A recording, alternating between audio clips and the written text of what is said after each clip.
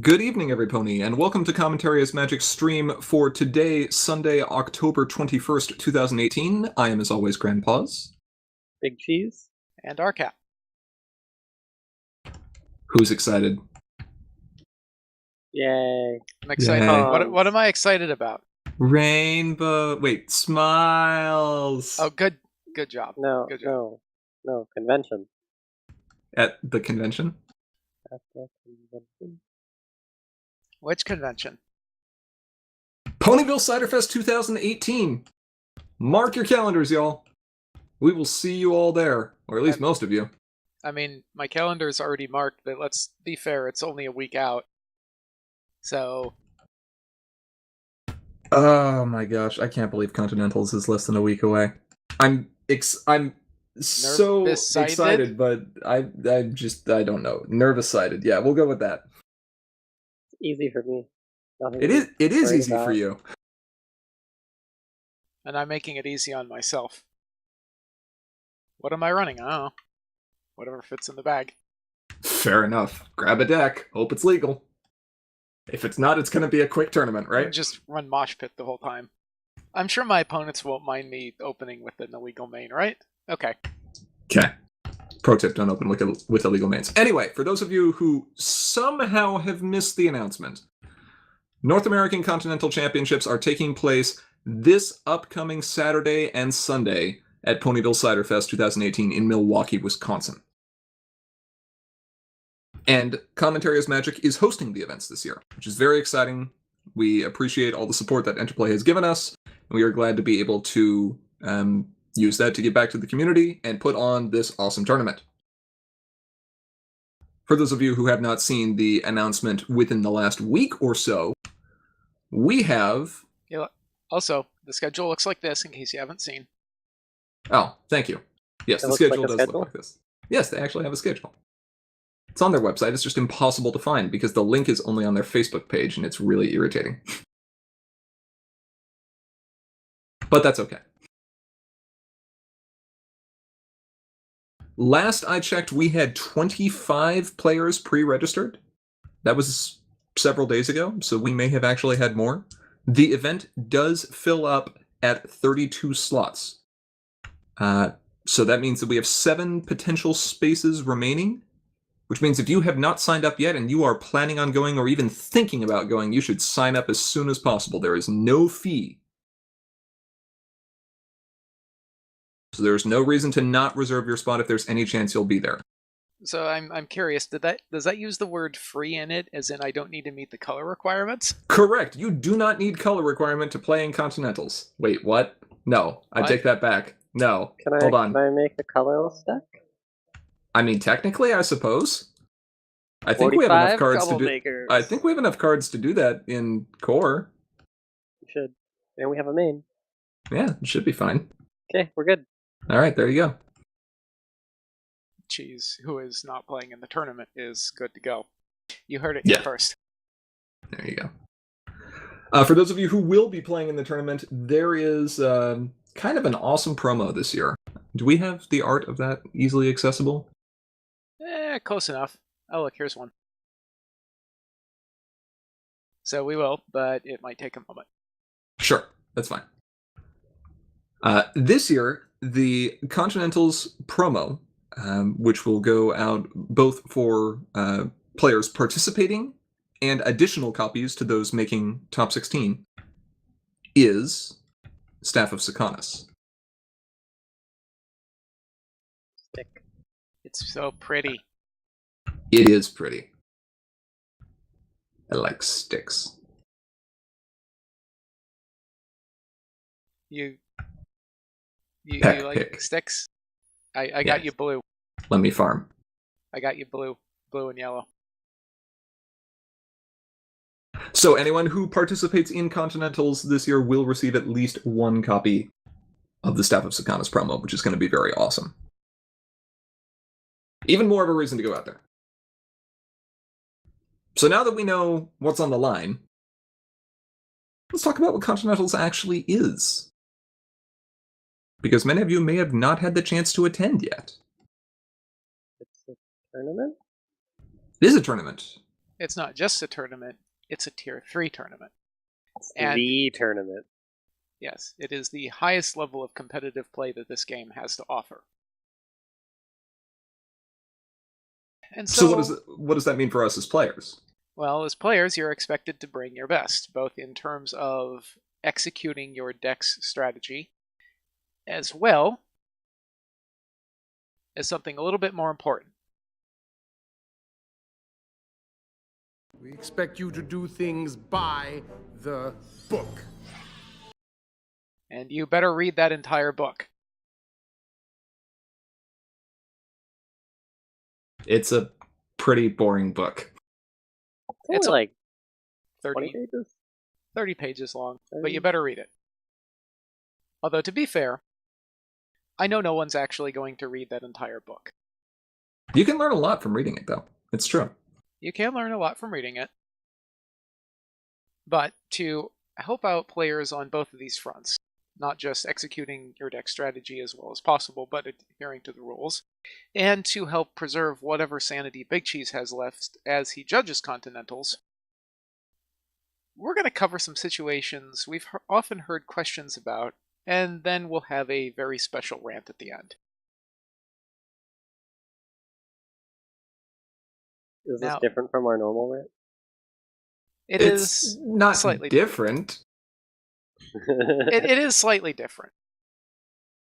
It is distinct, but it could be included in any of our normal rants.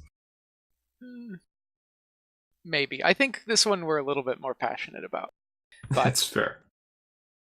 so, the three of us, of course, are fairly experienced messing around in rules. And that means something in this case. I love being covered in mud. It means that we should be able to offer you some insight and hopefully accurate answers to any questions you may have. So though we have a few topics that we'll be covering in detail tonight, if you have rules questions or questions about particular interactions or just how something works in a competitive tournament setting, this is the perfect time and the perfect place to ask them. So, like the little bit there just said, we really do love being covered in mud.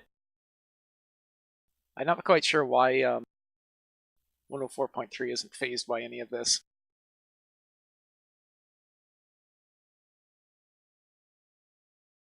But we'll do what we can to clear up as much of this as possible. So, with that, let's talk about one of our first topics that we get a ton of questions on. Yeah, I'm feeling triggered already. Really? Because trigger ordering comes up an awful lot. And this is really unsurprising because most players don't need to go rolling in the mud. But fortunately, we do. So the very short answer here is process all of your triggers, then process all of the opponent's triggers. Any triggers that were triggered as a result of processing are then processed in the same order. So we're going to talk first about trigger ordering.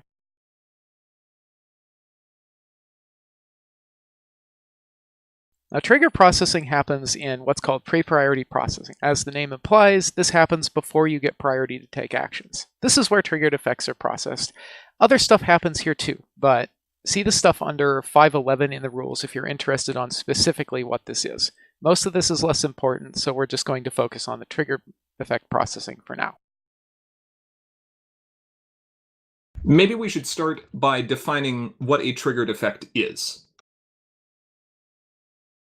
When or if. Yeah. A triggered effect or an ability is something that starts with the words when, whenever, or at.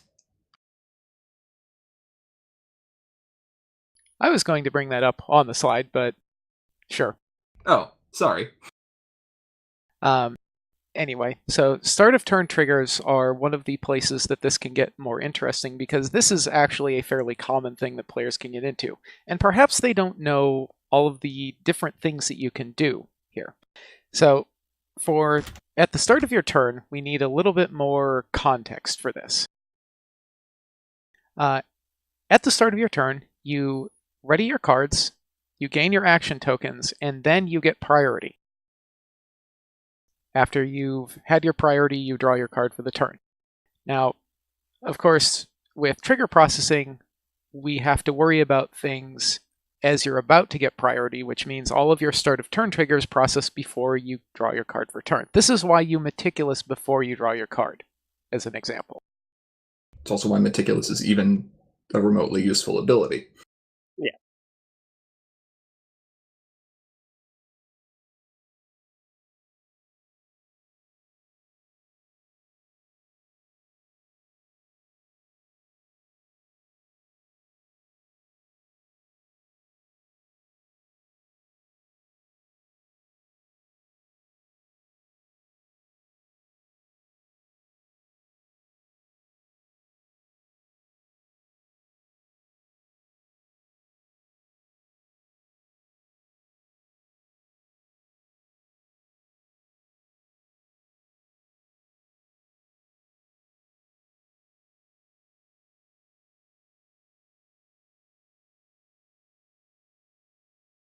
This is a common situation that purple players may find themselves in.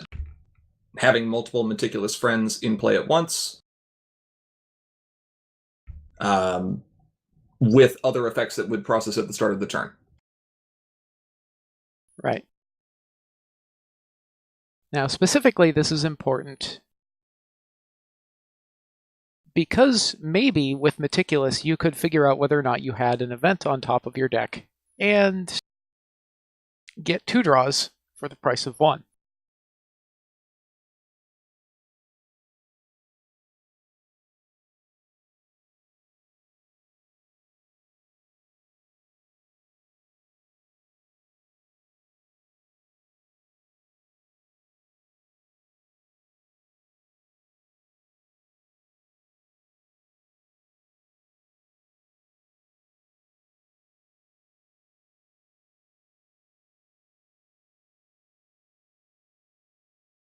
Yes, I am forgetting that I'm on mute. There's this very interesting quirk of our streaming system that happens to not work when I've got a particular window selected. Anyway, so we dumped all of those triggers into that bucket, and then we pour them out, and we choose which order they go in.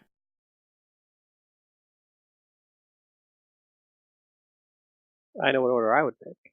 You do know what order you'd pick. There are 6 possible orders here. And importantly, you can actually choose which order to process them in and make decisions about which order you'll process them in as you process them. Generally speaking, you would like to process Meticulous before Spell Showdown, because if you can make any kind of promises about what's on the top of your deck to guarantee that an event would be there, so that you can get a free card draw off of Spell Showdown, that's obviously much better than if you were to, say, process Spell Showdown first, go, oh, darn, that's not an event. And then you Meticulous 1 and look at the exact same card. That doesn't feel useful to me. Definitely not as useful as it could be. The general order here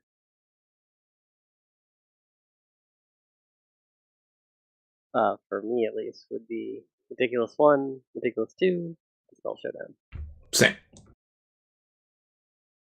And the primary reason for doing that is because Meticulous 1 gives us less information than Meticulous 2, but if the card that we see with Meticulous 1 is bad, we get to put it on bottom and get more information out of the Meticulous 2 than we would if we kept the card on top. Yeah.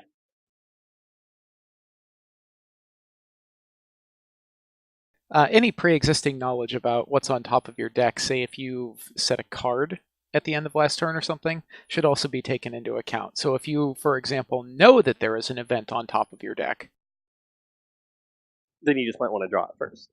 Well, you, right. Right. You may just want to Spell Showdown immediately and then Meticulous to see what else you can get a hold of. Mm-hmm.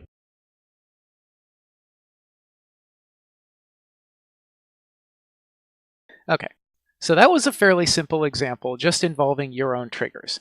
Let's look at something a little bit more complicated involving 4 of basically the best cards ever. Who's Cessarized is the best card ever? I don't know about you, Good but it's card. really annoying when it gets out. If you say so. I do. Okay. He So, says so.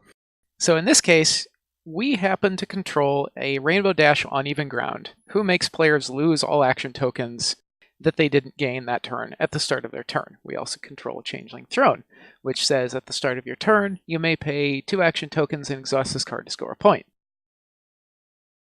We also have a Thunder Lane, and our opponent, being a big meanie, has played a new Cessarized on him. He's covered in goo, and he's somewhat unhappy about this. Would you say our opponent was being a jerk face?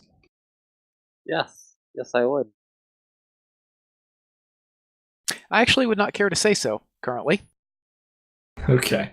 I believe we're being the jerk face. That's fair. We do have jerk face in play. And so at the start of your turn, there are 3 triggers in this situation. There's Jerkface's trigger, the Throne's trigger, and the opponent's Accessorized trigger. Our triggers will go into our bucket. It's a nice shiny bucket. Our opponent's triggers will go into the Changeling bucket over there because they're obviously a Changeling or something. I mean, look at it. At least they're not traitors. This is true. At least they aren't traitors. So now we can shake up our bucket and see which orders we can put our triggers in, right? Right. So we're going to empty our bucket out, and we have the choice of processing the Changeling Throne first, or we have the choice of processing Rainbow Dash first. This is another one of those places where there is a very obviously better answer. Because if you choose to process Rainbow Dash first, and you happen to have 2 tokens left over from the last turn because you were, I don't know, sitting on a Rutherford or something that you wanted to play, Or you intended to use Throne, or... or any number of things, you're going to lose those tokens before you have a chance to do anything with them. Seems bad. It does seem bad. So in this case, it's almost certainly better to process the Throne first, because those tokens that you're about to lose from Jerkface, you can use those. You can spend tokens in any order you want. So if you were to, spend the tokens from last turn, well, you were going to lose those anyway. Seems good. But what about that Accessorized trigger? Well, let's talk about the Accessorized trigger. Your bucket being empty, the opponent now gets to empty their bucket and process the Accessorized trigger. There's no ordering here, but it is important to note that all of your decisions, and specifically the effect of Jerkface making you lose all of your tokens not gained this turn, had to have already been processed. And that's because we controlled those triggers, right? Correct. Your triggers, being that you are the turn player and no one has had priority yet, you process your triggers first. Your opponent processes their trigger second. So therefore, the Jerkface is processed, then the Accessorized is processed. And unfortunately, there is no way to get the Accessorized to get processed first, at least in this context. So if we want to save Thunder Lane, we'll have to spend an AT that we gained this turn. Correct. Also means that if you actually ran Jerkface and Accessorized, you can just be a meanie and order on even ground first on your opponent's turn. Correct. And so this is presented from the perspective of the player controlling Jerkface but not controlling Accessorized. And if you adjust who controls what, or perhaps your opponent controls both, or you control both, then slightly different things happen. But this is about teaching the framework of how to process triggers in the correct order. And this concept of the turn player processing their triggers first, that's going to stay that way throughout most of the turn, right? It actually gets way more interesting when you're inside a priority window. But go ahead. Generally speaking, if you are processing a at the start of type trigger, the turn player will process their triggers first. If you are processing a trigger in response to something else, like, say, something leaving play, that gets a little bit more interesting because then you need to start paying attention to who had priority last. It goes with the last player who had priority. Yes. So, if you have a bodyguard, and I have a bodyguard, and I have a straw, my straw goes... And I believe you mean you had a straw because it just... across the table. Across the table? Yes. You having... Well, actually, this depends a little bit. Why exactly is your straw crossing the table? To drink your milkshake, clearly. Because I shot it out. Wait, no, not the straw. Sorry, the straw wrapper. Because I shot it out. I see. Anyway, proceed. I don't know. My train of thought got derailed because someone put a straw on the tracks.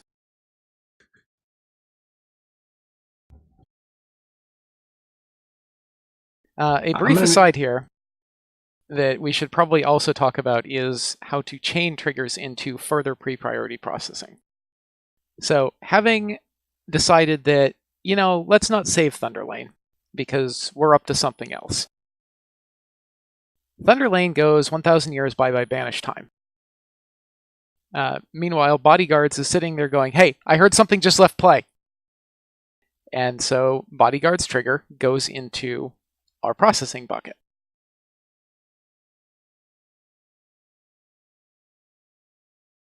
But this is not the same processing bucket as last time. No, you have already dealt with your triggers from Throne and Jerkface. This is a reaction to Thunderlane leaving play. You have a new trigger. It goes back into your bucket, and you need to empty that out. So we empty our bucket, and we get Sweetie Belle. And we get a little Sweetie Belle token. She's adorable. But it was probably her fault we had to deal with Usosarized anyway. Quite possibly, yes.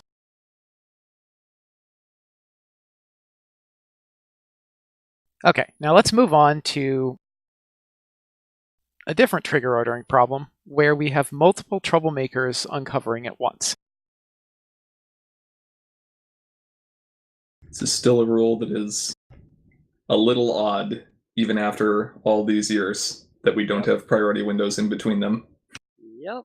I think that's... Nah, that's only Cheese that doesn't like that. I didn't say I didn't like it, because it does let us do some cool things. It does let us do some really bizarre things, is what it does. So let's say you are a Captain Seleno player, and you have these three troublemakers in your hand.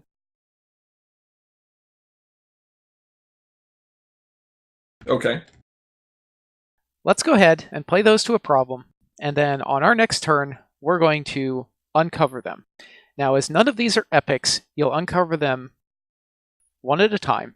On the second one, you'll have a uniqueness violation, which you'll need to resolve. And on the third one, you'll also have a uniqueness violation, which you'll need to resolve. In this case, by choosing two of the troublemakers to get dismissed by the game. Now, here, we're going to choose to dismiss Grubber and Cerberus to uniqueness violations and keep Tempest. But we flip up Tempest first, or second after Grubber. Order that we uncover these in is actually irrelevant. Yep. All the triggers will go into the bucket at the same time because there are no priority windows in between and no opportunities for pre-priority to process. Correct. So, at the next pre-priority processing, we have 3 triggers, which is Tempest, Cerberus, and Grubber. The fact that Cerberus and Grubber are now in the discard pile is completely irrelevant. Their triggers did fire, and they are in the bucket waiting to be processed. So the question here is, what order do we want to process these in? Which of these orders gets us the most interesting and effective result?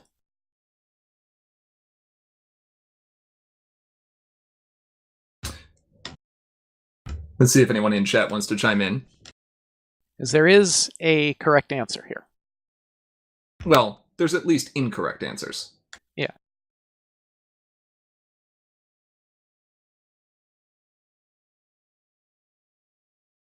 From what I understand, it actually doesn't matter when we process the Tempest trigger. That is correct. Yeah. But it does matter an awful lot what order that we process the Cerberus and Grubber trigger in. Mm-hmm. So what would you do if you were playing this deck, Ara, to maximize the potency of all of these triggers? Well, the important thing is that you process Grubber first. Having dismissed the Grubber and Cerberus to uniqueness, you still have a face-up Tempest Shadow while you are processing these triggers, or at least at the start. Because you process Grubber first, you have a face-up Tempest. That means you get to use the good version of Grubber. Look at the opponent's hand and go, that card right there, I don't like it. It's probably a stick. It's either a stick or entry. Either's fine. So, but you ask, what happens if you process Cerberus first? You, as a result of processing that trigger, turn Tempest face down. Face down troublemakers don't have names. Since you don't have a Tempest in play, you get the bad version of Grubber. In the words of one of my locals, man, what does that even do? I think it's like on par with some of the premier orange discard cards, like Apple, whatever the terrible resource is. So it's a chosen discard, right? No, the opponent Is chooses. it random, or is it... Yeah, the opponent chooses. Yeah, it's one of the worst forms. So you get the bad version of Grubber. And then they discard an Applejack element of honesty because you're playing in Harmony. And then you are the sad. And then you are the sad.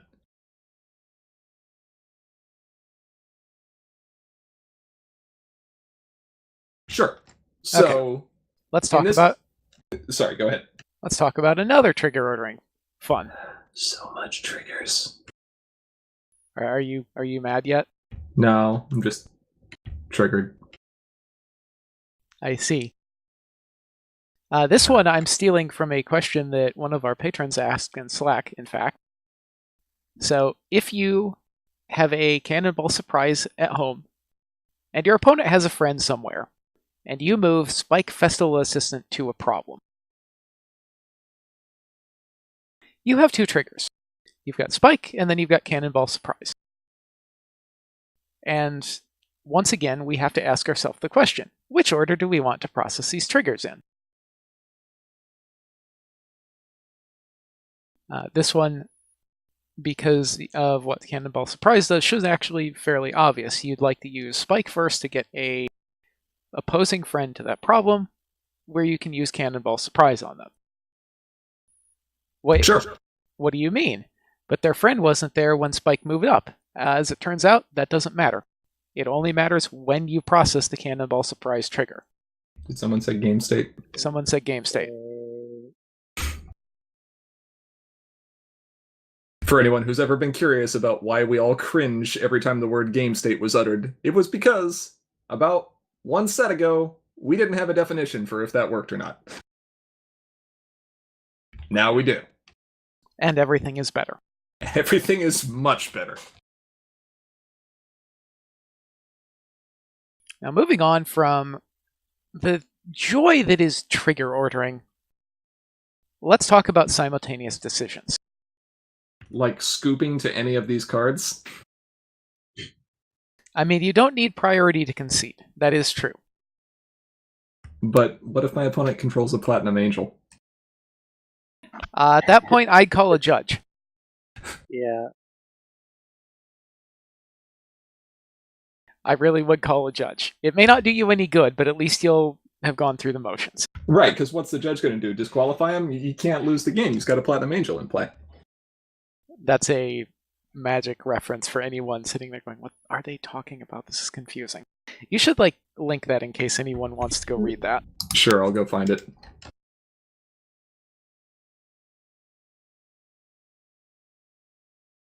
Anyway, these three cards would all like several words, and they'd all like them at the same time.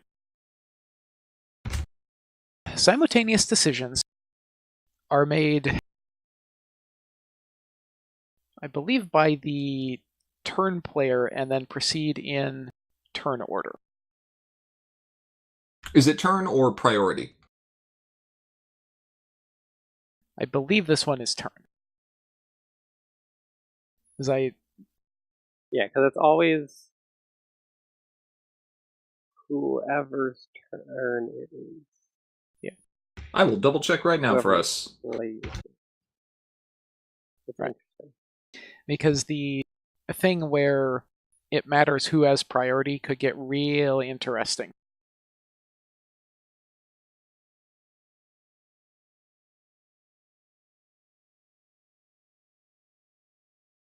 Anyway, well, Grandpa's... The player who most recently had priority makes all decisions first.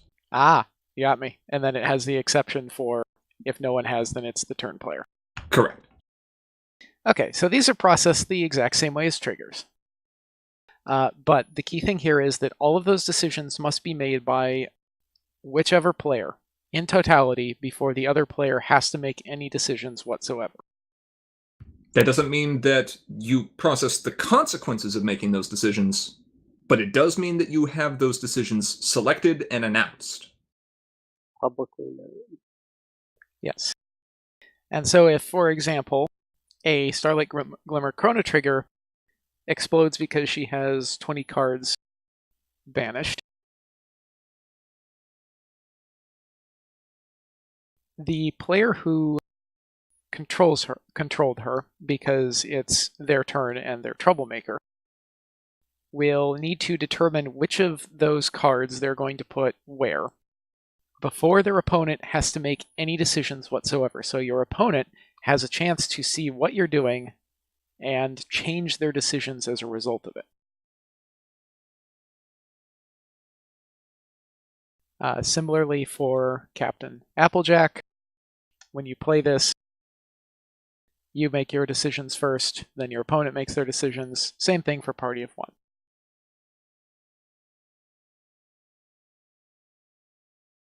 Now note that Party of One is less a decision and more just a fact that all of these friends are going to leave simultaneously. So it's not like your friends leave first and then your opponent's friends leave. They all leave at once. Correct. And one little thing I'm going to note about Starlight Glimmer here, because I've messed this up more than once. She doesn't say put into play face up, which means all those troublemakers do enter play face down. So don't make that mistake. Don't be dumb like I was. We used that in So Now Go Moon to put Nightmare Moons into play face down. It was great. It was great.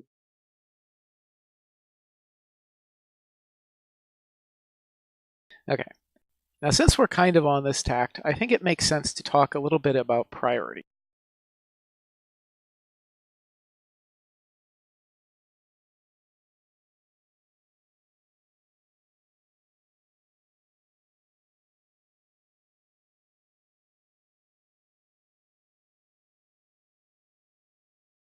So much love. So much. But I thought they were the same card.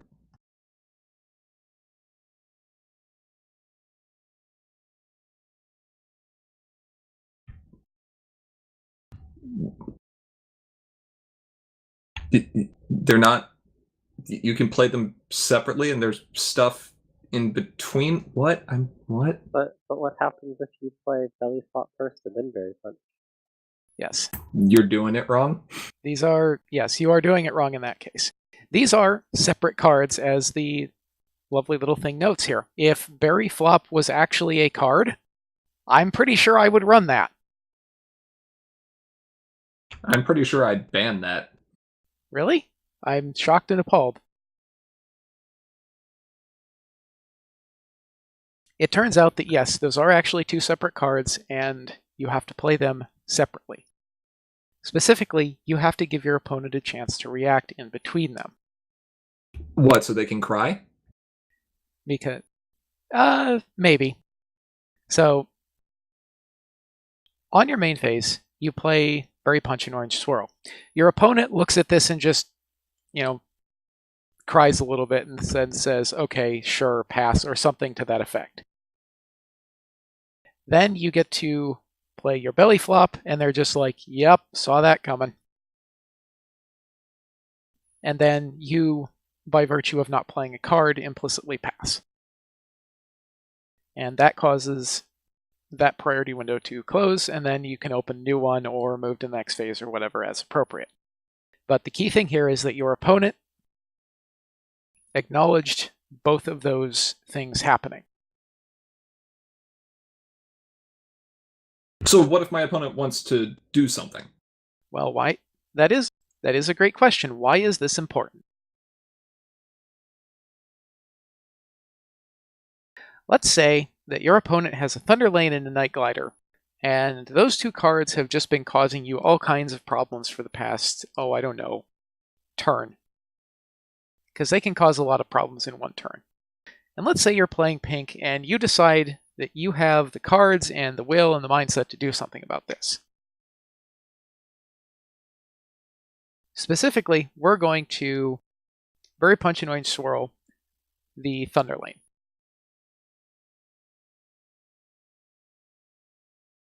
And so, Seems like a good choice. And so you take control of the Thunder Lane. And now you're sitting here going, I want to belly flop. Want to do it. But Except your opponent's like, actually, could you not? And so instead of just passing, this time they're going to play a burrito attack. And they're actually going to frighten the Thunder Lane.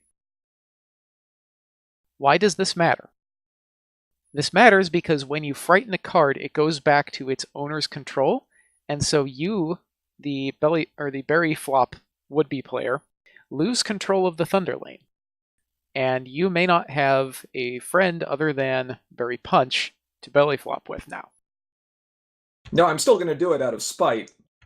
You are, of course, going to do it out of spite. But it feels much worse. right. I mean, your opponent just spent 2 AP to frighten their own character. They did. Their friend. But perhaps it's important that that stays on the field. Even frightened, the Thunder Lane could still be a very valuable card if that was positioned somewhere correctly. It does only cost 2 AT to rally. Mm-hmm. Now, it's important to note here that the reason that card goes back to its owner's control is when a card is turned face down, it becomes a new card, which means that any previous modifiers or effects that applied to it don't apply to it anymore. Like the Berry Punch and Orange Swirl modifier that says you gain control of it. Now, Anemoy says that he was unaware of this interaction, and that's great. Can you think of another interaction where a card might become a new card? Something else that could be done at immediate speed if your opponent plays a Berry Punch. Portal. Uh-huh. Portal's a great one to use. And in fact, I believe that Godot was running both of those cards in his deck at Gen Con earlier this year. He in fact was. And that's part of why this example is in here, because this is yet another thing that I messed up at one point. Most players sit there and just go, oh, whatever, belly flop. They're just the same card, right? Except, no, there are actually cases where you can and need to separate the berry from the flop.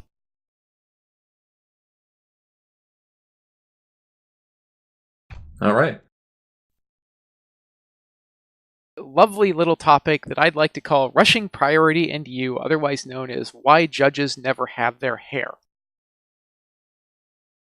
Mine has been getting thin recently. Allow me to relate to you this hypothetical conversation during a game. Okay. Ready, gain action tokens, draw for turn, challenge, troublemaker, flip. I'm up 8 power. Responses? Judge?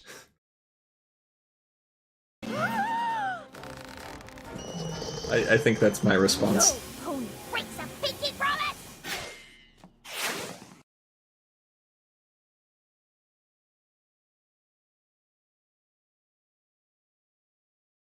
So after you're done basically exploding, you look up and look at them and go, yeah, actually, I do have some responses. I'm still busy dealing with being over my hand limit, and it's still my turn. Judge.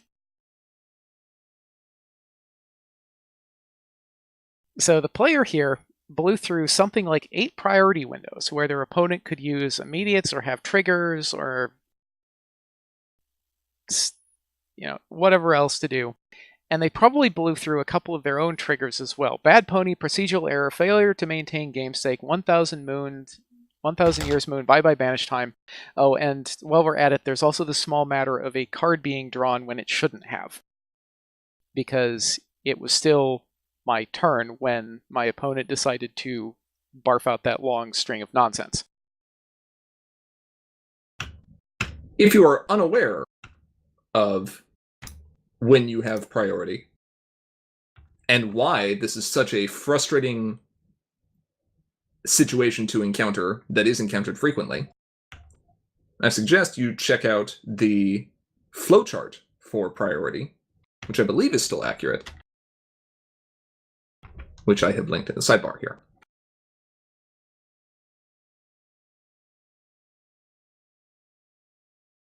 No. Okay. And that was basically our rant, because a picture is worth 1,000 words. And 30 frame a second 1080p video has got to be worth like books per second. Pretty much. Don't skip 1,000 priority windows and make your opponent mad. Please don't.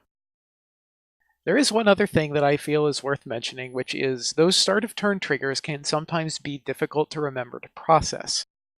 And some of those are optional, which means if you miss them, you're up a creek. Oh well. There's a very notable one that we've had a conversation on very recently.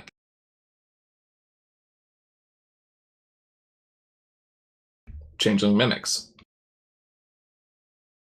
That is a somewhat difficult one. But a thing that can help here, especially with, say, Meticulous, is to put something on top of your draw deck. Something that you'll have to look at and go, why is this thing here? And then you'll go, oh right, I put that there for a reason. I should Meticulous before I just draw a card and, ignore all these Meticulous triggers I've got. That's a good tip. It's like the in-game equivalent of tying a piece of string around your finger. Yes, that's exactly what that is. Well, that one's not going to hurt or help too much for mimics in particular. No. It is not. That one, unfortunately, you're just going to have to remember.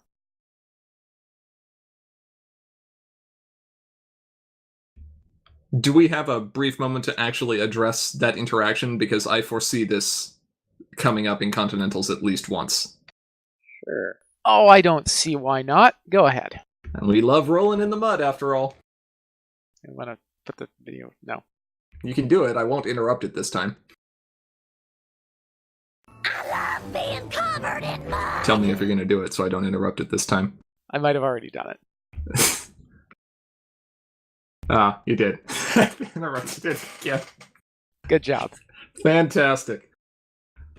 Okay, so Changeling Mimics is an optional trigger. It uses the word may. That means that it's always going to trigger In May? You, however, have your choice as for whether or not to process that trigger.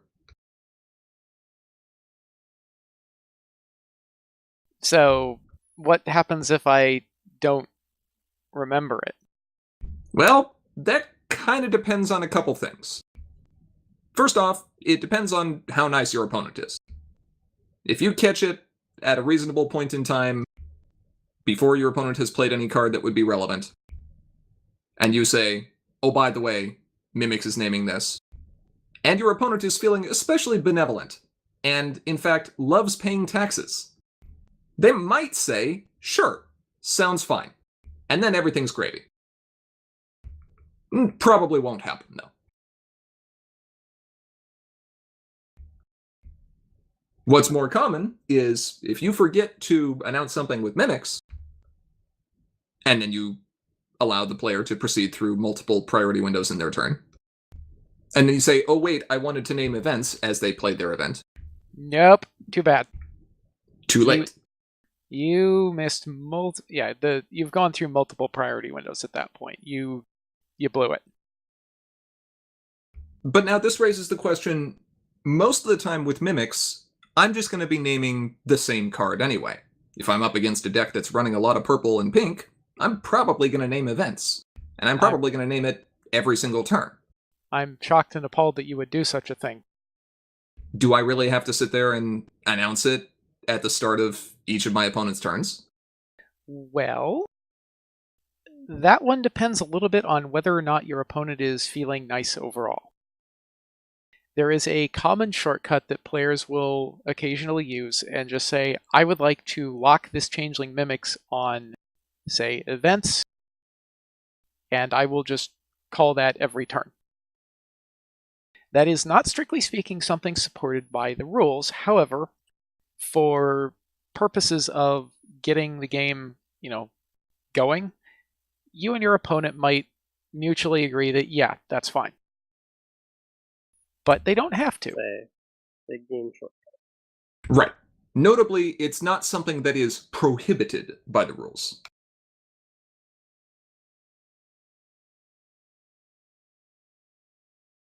Right.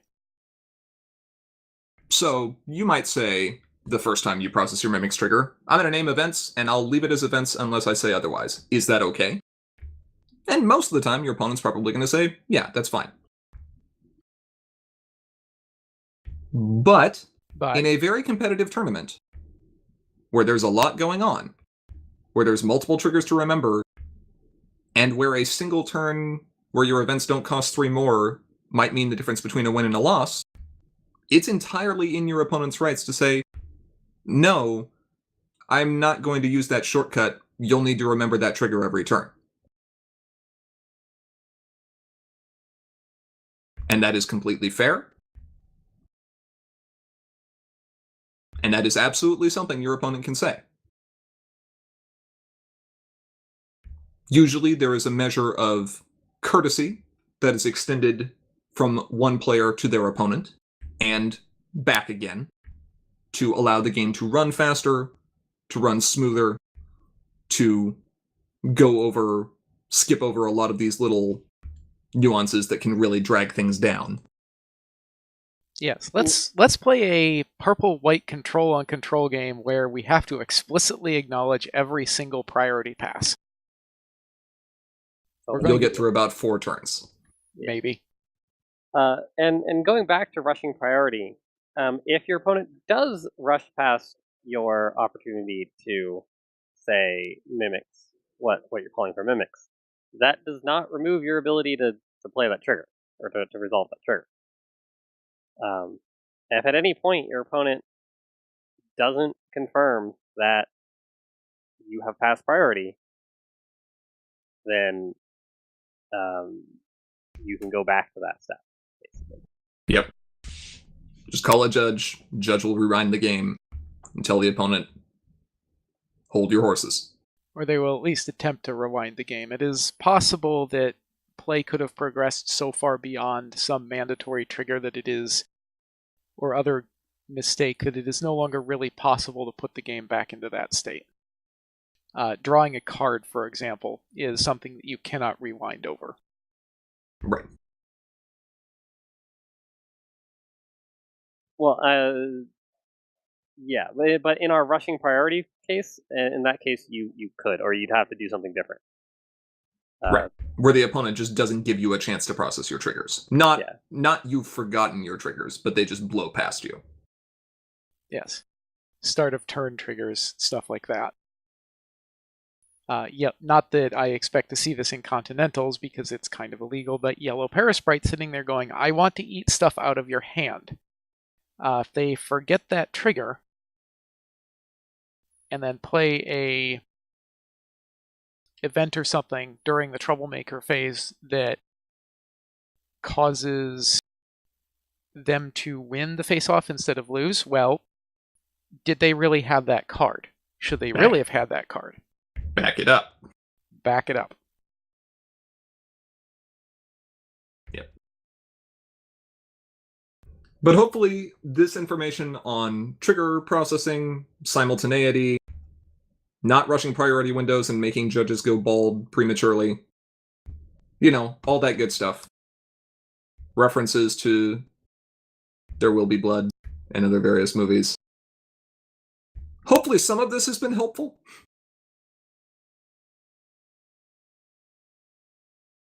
Well, hopefully.